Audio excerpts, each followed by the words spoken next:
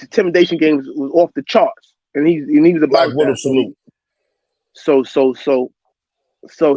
He ran down on Salute my Black man Widow. Charlie. He ran down on my man Charlie.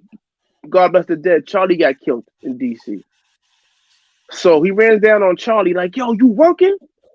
He wasn't acting. He's like, "Nah, bounce. I gotta go somewhere for my grandmother." He said, "What about you?" I'm like, "Fuck it. Yeah, I work." Right. He's like, "Yo, Charlie." Reply to him saying, asking me that. He said, "Charlie, if I get knocked with this work, I'm gonna smack the shit out you." See, That's crazy. my mans was important to their drug operation because they lived on the block. The niggas who had to work on the block wasn't from the block. They might have been a couple of blocks away. So these kids that were my peers, they were important. They were crucial to their operations. Go to get that other pack as soon as they ran out. They had to go wherever they had to go to get more work. They had to stash in my man's house. Right. So one day, I see Bouncer. So that night, he like, "Yo," so everything is going smooth, regular night. So this lady pulls up. He don't want to serve her. He said, "Yo, shorty, you see that lady right there?" I'm like, "Yeah." He like, "Yo, take this. Tell her this is my thing. Tell her I ain't out here." And he slides back in the Chinese restaurant. Back there, the Chinese restaurant was the favorite hangout of the hustlers, pizza shops and Chinese restaurants. Right. And it was so bad. He used to be like, "Yo, you no pay, you no stay. Ow, ow, ow." Right. So long as you was buying, So long as y'all breaking bread and spending money long in as y'all there, spending y'all money, can stay all day. bro. We used to buy some French fries, chicken wings and French fries, and baby shit that shit all day. Sit right there, watch the action go back and forth. Right. So boom. So he points the lady out. He give me the work, and I'm scared as shit. I'm like, "Yo, I muster up the courage. I muster up the courage to say to him, yo, bounce. I don't serve people." He was like, "What? What?" He said, "Nigga, don't freeze up on me right now, yo. This is sales time. We in the business of selling. Nah, ain't no backing out." That nigga put a battery in my back the wrong way. And Bounce was Jamaican too, by the way. Bounce was Jamaican. So Bounce, right. he said, "What? You do what the fuck I tell you to do before I smack the shit out of you." That was enough for me. That was enough encouragement for me. So I go over there and I'm scared. I'm busting the sale. We wound up not even making the transaction. I think I might even drop some work in a car or some shit like that too. But the whole point of that was I see my brother's friend, my older brother's friend is on that corner.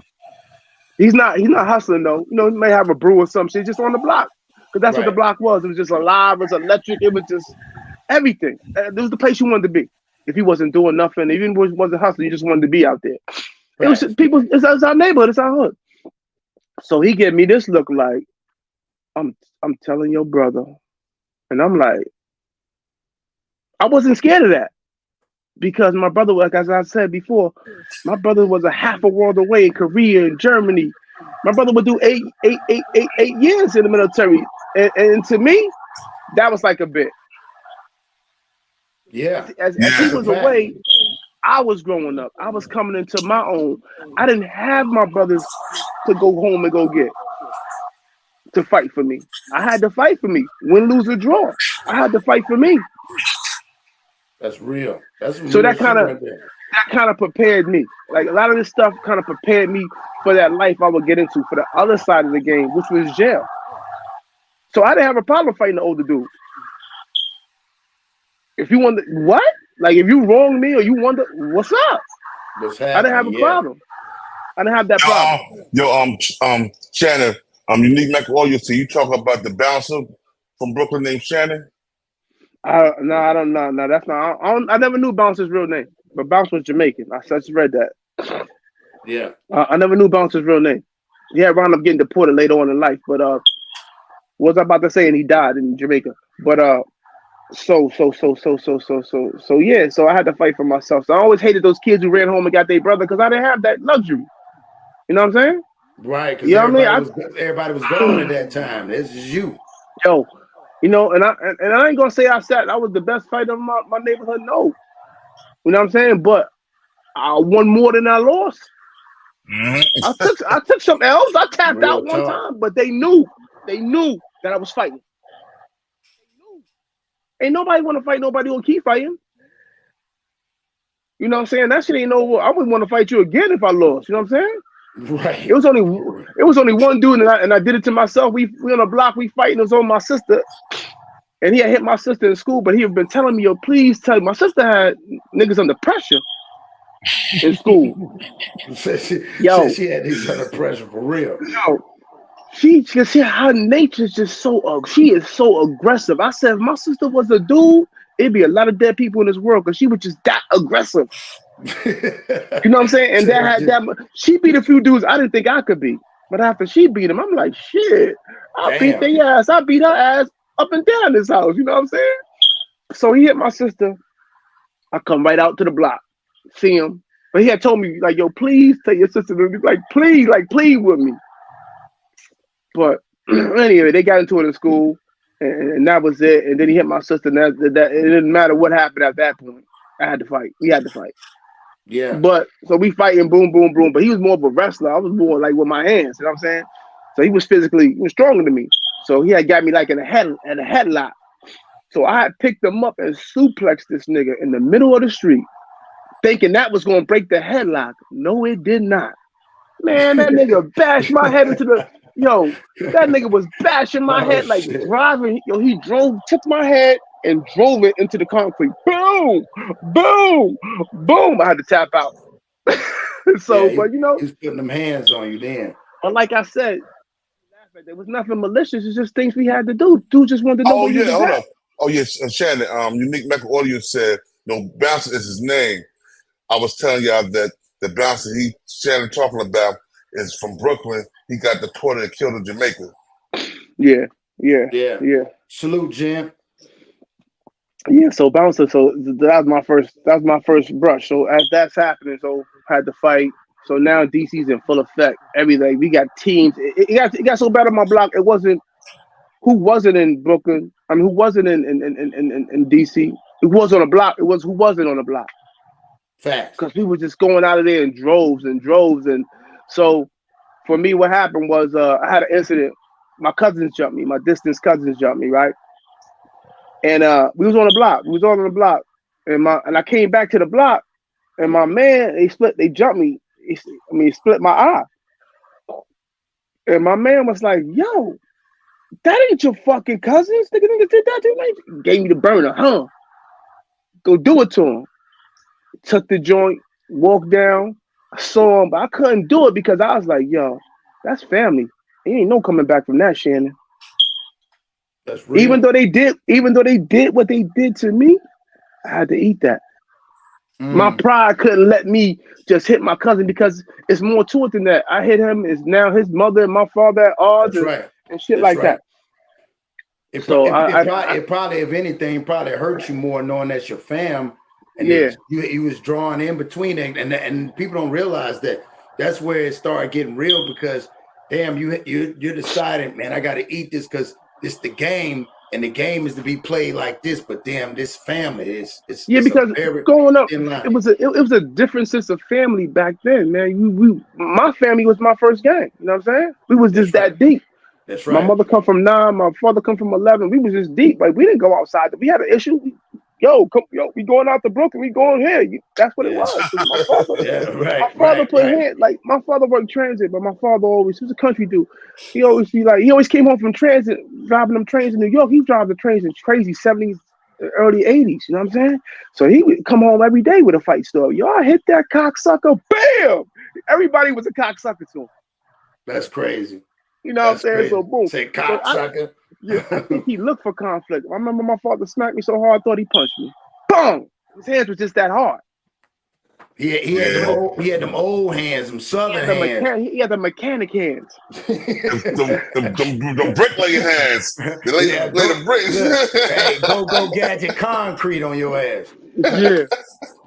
So what happened was so we go out to DC. So after that was the plot point or the exciting incident, if you want to say in a movie, that made me. So I used that shit. I said, yo. So I come home, my father's like, yo, what happened to you? I'm like, nothing. I'm gonna eat that. So he go to them niggas, not even knowing them, the niggas that did it, and they tell him, well, remember you told me to stop him from selling drugs? So niggas lied on me. I said, wow. And I was hurt. Salute, Slugger. I was hurt that he believed that lie. Right. You know what I'm saying? So this is my chance. I said, I'm out of here. I went to my sister's house. I said I went to my sister's house. I went down to DC for the weekend, and I never came back. And the next thing I knew, they had took my clothes to my sister's house. But to me, my rationality was this, yo. That school always been there. This money might not be here. So let me jump on this money train that everybody else was doing. So I was doing what my friends was doing. They didn't have to make a drastic move like me, but right, they were still going out of town. They had the leeway inside their house to do that because they were coming from one parent households. You know what I'm saying? So me, I had to. My father always told me, he said, "Yo, you gonna get a job or get out of here." He never told me I'm gonna get a career. Jobs don't last, careers do. That's a fact. But we're taught. You know, I always say this: to know somebody, you gotta know their parents, and know their parents, and know their parents, because this is where you get this shit from. So later in life, when my nephew would come to live with me in North Carolina, and I would say something, I found myself saying some of the things. He said, "You sound like my father." I said, "Oh, who the fuck you? We both got the same father. Where the fuck you think we get this shit from?" Right. You know what I'm saying? Right. He thought it was gonna be a sweet ride because I was his cool uncle. You know what I'm saying? But you know, I'm giving like, yo, bro. Yeah, this is the big. But see, you came in that era, like you said, you just couldn't go to the block, man. You had to have a resume. You can't just walk up to anybody. You had to go up that tier. I remember being around the older folks. They'll come around and you be like, "Hey, man, I want to try to get." They're like, "Bro, we don't do none of that, bro. We don't even say. What are you talking about?" They will run you off and make you go figure out another way to go get to it, and then they watched you go get it and how you move. Yeah. And then, even then, it's like, yo, and then back then, you know, dudes told back then, but it wasn't as prevalent as this. And back then, when somebody told, they went down south, never to be seen again. These dudes tell and come right back to the block and dare you to say that they told. Facts. No, these dudes be having their mothers in paperwork, giving them the information so their name won't come up in paperwork. And so, like my brother's friend. My brother was older brother was a 5%. His name was Shannon. His friend name was Born Savior. I always loved that name, Born Savior. That was like a beautiful name to me, right? I remember seeing the lessons on the dresser. You know what I'm saying? Wanted for Murder, Mr. Pig. You know what I'm saying? So I grew up in that era when the guards was heavy. You know what I'm saying? Yeah. So the best thing my brother ever did was get my family stop eating pork. He got that shit in the 70s, and my father was like, "Yo, he right." He right. You know what I'm saying? And we stopped eating pork. Yeah, stop buying that pork. So boom. So my brother was God by. So and when there was a lot of resistance to the guards in the streets, you know what I'm saying? The guards was like, you know, looked upon like, "Your niggas is God, okay, yeah, you know, shit like that." So I remember people calling my house and be like, "Hello, can I speak to Sean Do?" And my father would be like, "No, ain't no ain't no damn Sean dudes Dude live here. Yeah, Sean Dude don't live here, but you can speak to Bobby." My father, he did not respect any name changes. If your mother named you Frankie, that's who you was to the day you to him. Yeah. Everybody could call you. That's the old folks. Yeah, that's old people. Yeah, that's true. Everybody could call you whatever they want, but not him. And my father was like the disciplinarian, not for my family, for my whole family. My father whooped ass. Real talk. So I can remember my uncle saying to me many couple years ago, many years ago when I made it. He said, "Yo, I thought you would be he said, you know, based on what I had in front of me, the opportunities I had, you know what I'm saying? So I thought you'd be the one to make it." I said, "Yeah, I did. Just a whole lot of years later than anybody thought I would." That's real. That's deep. You know what I'm saying? That was deep for him even to say that to me. I was like, wow, like I didn't know. You don't know. I felt the pressure, but you don't know what other people's looking at as you. So this Bob, right. this Bob. Let me ask you a question. So let's go to like your first bid, where you decided to start writing, and what made you decide to start writing. You know what I'm saying? So everybody can get to know your books. I'm about to call those books out so y'all can check it out too. Hold up. I could call it out better than you. How about that? I wrote them. I'll call them out in chronological order for you. Go ahead. Be more careful. Bad Girls. Never Go Home Again. Dirty Game. Bad Girls for Life. And there's another Be More Careful. I got like some trilogies, not trilogies, some short story books out there too. So it's like 8 of them. You know what I'm saying? Hard White, yeah. Hard White, all that. So okay. So like I said, go to DC. Loving it out there. What's up, yo? Trying to curve. I'm like, what? It's a whole different language I gotta get used to. And I can remember hearing the go-go. And I can remember going to a few go-go's. I think it was a branch on Branch Avenue. What's the name of that? Crystal Skates. Up in Crystal Skates. So my man, like, he had a girl from DC, like, yo, let's go out there, let's go snatch it. I said, yo, dogs, we're not going up in there and snatching Shanita out of nothing. right. Not the way he want to do it. I'm like, yo, bro, niggas is deep up in there, bro. We gonna get murdered. You know what I'm saying? So the energy with the tension was hot between, but at first it wasn't like that at first when I came in. You know, they was embracing us, but you know, New York niggas came down there with that gun game. With their gun game traveled. And you know, after a while, dudes was like, yo, they started doing the same. They picked up on it. You know, DC became very violent and very dangerous, but I never felt, I always say this about DC, I never felt danger in my life the way I felt it in DC. You had to keep it on you, have it on you. It wasn't no leaving it, yo. Dudes was giving you would go back for your gun like you would go back for you if you left your phone right now. That's how it was with your gun. And dudes be like, yo, you going? Take this with you. It was just like, so it was normal behavior. And then you had those military bases around DC, and from Virginia. And some of those soldiers would get hooked on drugs and they would steal them M16s or whatever they were stealing, government issue 45s, and bring them to the hood for working halves. Everybody working half. For those who don't know, working half is a blow up. It's $100 worth of crack for $50. So you can bust it down and make your own little work out of it. So people was actually, that was a nice little byproduct. So bam. So I was hustling more we was hustling in Maryland in PG County behind the door. We took the New York spot idea and brought it out there. While my other niggas was in Paradise and Mayfair, Minnesota Avenue, up on 8th and H, not 8th and H, 4th and Rhode Island, shit like that. You know what I'm saying? Them projects up there, I got the name of them shits up there. Just all over the city. Greenway, Minnesota Avenue, Alabama Avenue, all that niggas all over the place, right? So when I would go, when the money would get slow, I would go to the money. Because I knew I had niggas out there. You know what I'm saying? So I was going out there alone, but I knew I wouldn't be alone. Facts. I knew I would bump it. If I went out there to those projects, Paradise and Mayfair, I was bumping into somebody I knew from my hood. Wow. Go out there, knock off some work, and come back to the crib. You know what I'm saying? So I didn't have to be out in the danger zone like they were. I was behind the gate, but you know, it was things like my man would say, yo, Shannon, when nigga open, I would have the gun out behind the door. You wouldn't see it. And he said, Shannon, put your foot on the door. He said, yo, if a nigga kick through that, if a nigga bust through you already know what it is, hit him. You know what I'm saying? And this is him telling me this shit at 17, 18.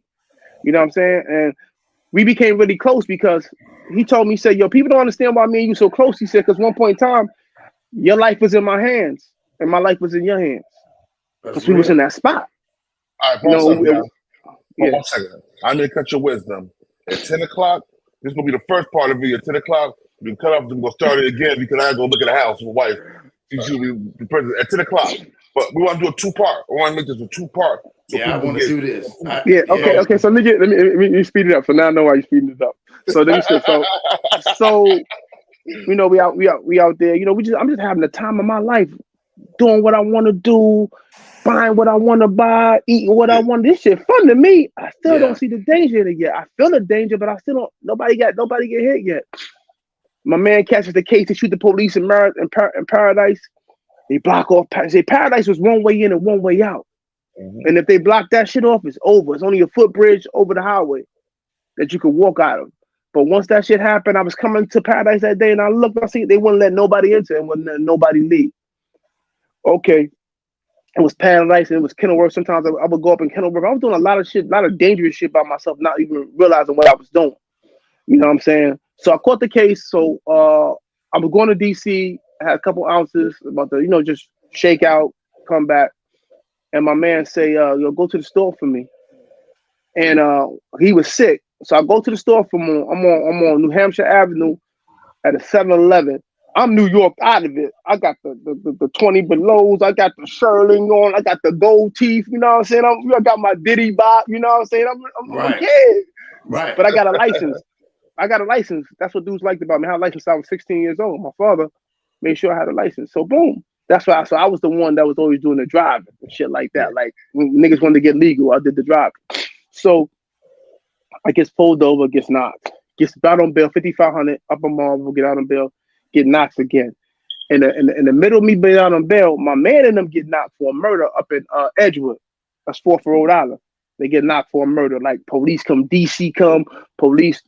When they got raided, what did they have? Police from Maryland and DC came because it happened in Maryland. You know what I'm saying? So boom, they get knocked for the murder, and I wouldn't see them dudes till like 25 years later.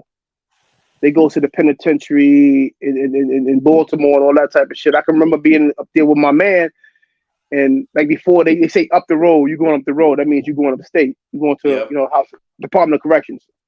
So that morning they was taking me, I went to my man's cell, and I can always remember him telling me this. He's like, "Yo, be strong, soldier." You know what I'm saying? Not that he had to tell me that, but he told me that he was older than me, so I wouldn't see him till like 25 more years later. So boom, guess not. Go upstate to Hagerstown, and in that process, I had never met a dude more like a New York nigga than a Baltimore dude. You know what I'm saying? We were so much alike. We got family there. Not to say New York dudes don't have family in DC, but DC got its own culture. DC and Baltimore, they're like night and day. Right. You know what I'm saying? They don't get along, and they're rivals. They don't get along. But I got along with everybody. Like basketball was a universal language. If you could ball, niggas like you. You could hoop. Yep. Niggas like, yo, let me get New York. You know what I'm saying? So Joe could play. You know what I'm saying? Boom, boom, boom. I like passing that rock, so they love me, right? So I didn't write that bit.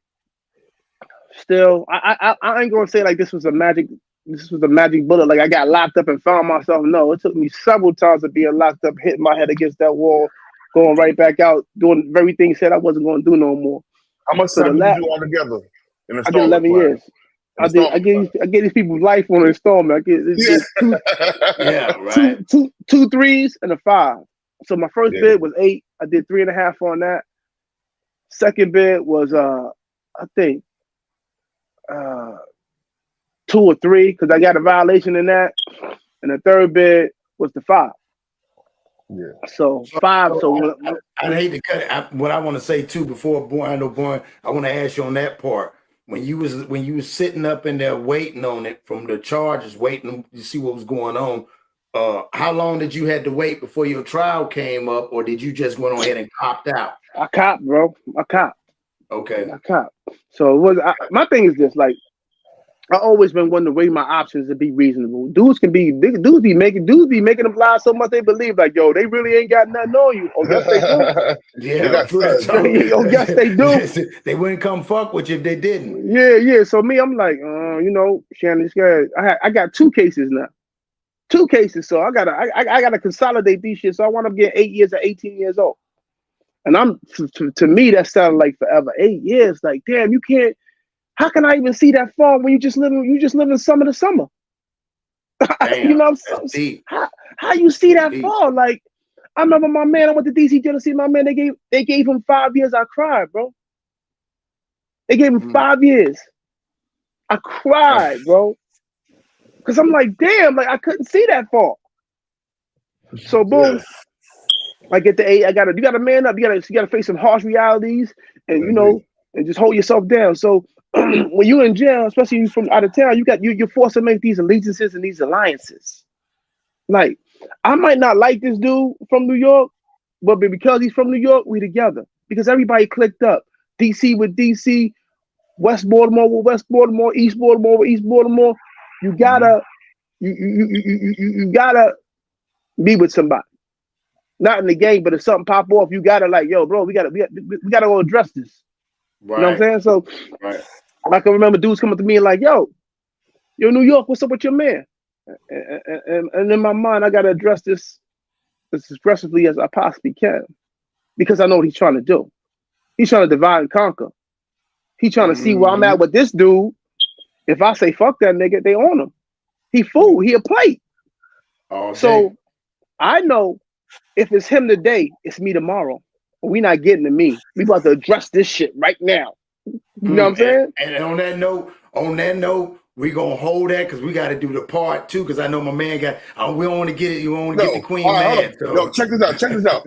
What time are you available to do the part 2? Man, when you get done, man, because I want to pick this king brain, man. I'm going deep. Because a lot of people don't ask him these questions. Yo, bro, you dare me have me crying on one thing, thinking about that with me and my brother. That was something very personal. Like he thought he left me, but you know what I'm saying? He had to go save his life. But see, this is what I do even on my podcast to let people know, man. We get past the shell of that. People probably ask you the same redundant questions. I'm gonna ask you something that as a black man, we all go through. The problem is we don't never express it. And I appreciate you even showing, again, I always tell people, even Superman weakness is kryptonite, my nigga. We all got a weakness, and we all got something that we feel as men, and we got to start saying that. Yeah, so I was just like, Yo, check this out. So I'm gonna do it like this. At 12 o'clock p.m., give you some time to get some, because we want to get a whole story. We don't want to know. Now you gotta give me a little bit late, like 1 o'clock. I'm about to go to the gym, so me come out of that gym. 1 o'clock good. That'd be 12 my time. Yeah, man. I appreciate you, Mr. Holmes. Man. Can't wait till we're gonna start right there with the jail, his situation, and what he had to deal with. How you try to write and stuff like that. I remember before I leave. An old dude told me when I came in jail, he said, here, you got to have eyes on all sides. To be alert is to be alive. That shit stuck with me. Oh, my God. And it better stick with y'all until we come back. Part 2. To 1 o'clock this afternoon, Eastern time. Mr. Holmes, I appreciate you, bro. I can't wait to get the second part. I appreciate this. This probably the best interview I ever had. I ain't gonna lie, man. Thank you, bro. We got some more. We got some more to ask you at 1 o'clock, bro. Because we ain't finished yet. We're gonna let the people know. We're gonna make this happen. This is gonna be epic. Your books. We need you to we're gonna drop the links in the chat for your books. Everything. In the second part, so they can go. People that didn't read it, they can go read it. Better yet, let's let them watch the movie. Yeah. We're gonna have the mods drop the links. We're gonna get them to get all the links together, drop your books, and talk about with your movie. And are we gonna go deep? I've been doing my homework. I respect kings, man. Iron sharpens iron, king. So on that note, appreciate y'all, man. I'm gonna let Born do his thing. Y'all tap in part 2. 1 o'clock. Be there, be square. Peace to the 5% nation, the gods and nerfs. Salam alaikum, alhamdulillah, rahmatullah to all the true Muslim brothers and sisters out there. This is the King of New Jersey. This is BTB TV. We bully the bullies. I'm your honorable host, Born Divine Almighty Allah. You got unique number? You got unique number? I got his number. All right. Tell him I said I want his number.